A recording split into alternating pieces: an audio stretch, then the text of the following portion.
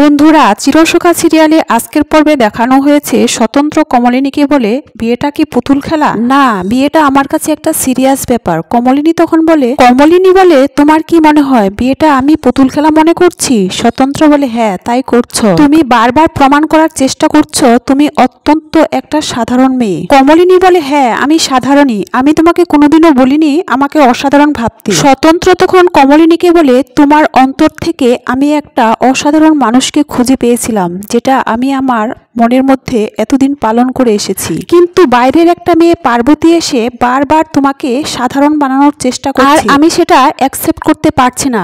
আর তুমিও জোর করে মহান হওয়ার চেষ্টা করছো।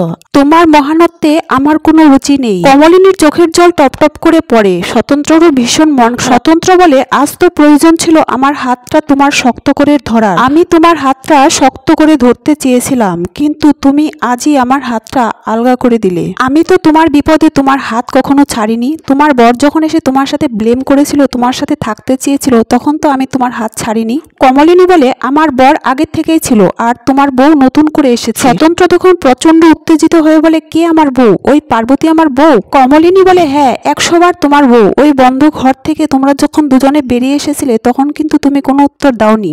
স্বতন্ত্র বলে, তখন তুমি আমাকে কেন কিছু জিজ্ঞেস করোনি? আমি যখন তোমাকে বারবার বলার চেষ্টা করেছি তখন তো কিছু তুমি শুনতে চাওনি।